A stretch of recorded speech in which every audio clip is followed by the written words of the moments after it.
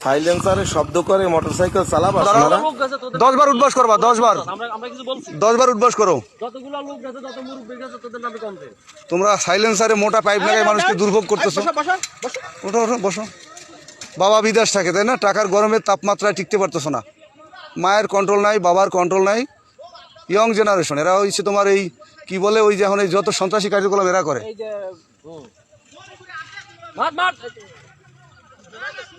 হ্যাঁ, বসো বসো বসো, নিচে নিচে বসো।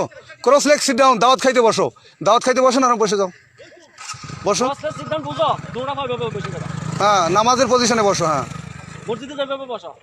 নামাজ পড়তে বসো না, এভাবে বসো। আর কখনো এইভাবে সাইলেন্সার শব্দ করে গাড়ি চালাবা? হ্যাঁ, চালাবা? তুমি পড়ো কিসে?